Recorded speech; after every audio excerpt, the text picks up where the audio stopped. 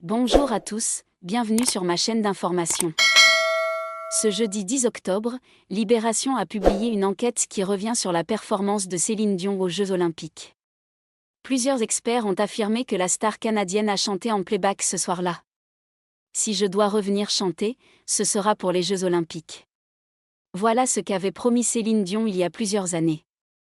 Une promesse que la mère de René Charles a tenue le vendredi 26 juillet 2024, depuis la Tour Eiffel. Sur le plus célèbre monument de Paris, la veuve de René Angélil a interprété l'hymne à l'amour, à l'occasion de la cérémonie d'ouverture des Jeux Olympiques. Une prestation historique, qui a fait couler les larmes de tout le monde. Atteinte du syndrome de l'homme raide, la célèbre chanteuse a été contrainte d'annuler l'ensemble de ses concerts depuis plusieurs années. Et depuis, elle n'avait plus chanté. Le corps se raidit, la voix.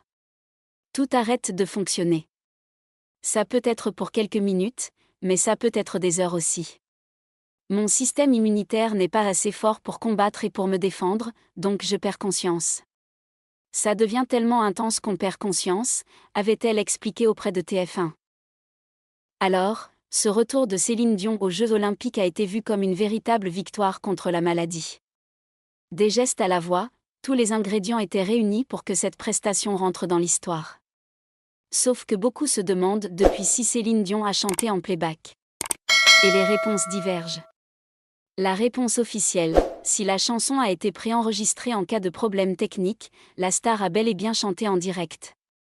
Nous l'avions prévu, mais elle a chanté réellement, expliquait le directeur musical Victor Lemasne auprès d'Ouest France. Le désir chez elle a été immédiat.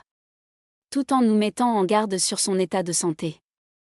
Mais nous avions la possibilité, si elle n'était pas là, de diffuser la version d'Édith Piaf, révélait de son côté Thomas Joly, metteur en scène des Jeux au point. Mais ce jeudi 10 octobre, Libération a publié une enquête qui dément l'information officielle. Des experts ont analysé la version de l'hymne à l'amour de Céline Dion, disponible désormais en streaming. Ils ont affirmé qu'il n'y a pas l'ombre d'un doute et que cette prestation est 100% du playback, dès les premières notes. Je ne vois pas comment aujourd'hui, en étant malade et sans avoir chanté depuis des années en public, elle pourrait chanter sans aucune fausse note la même chanson, dans ces conditions. A souligné Étienne Guéraud, pianiste et compositeur. Contacté par Libération, les équipes de Céline Dion, ainsi que le directeur musical des Jeux et le pianiste de la chanteuse n'ont pas souhaité répondre à l'enquête. Mais un membre du comité a déclaré, précisant qu'il s'agit de son opinion personnelle, tout le monde se rend compte qu'elle a chanté en playback.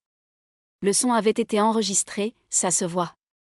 Comment vouliez-vous qu'elle fasse autrement, du premier étage de la Tour Eiffel et dans les conditions météo qui étaient celles du soir de la cérémonie?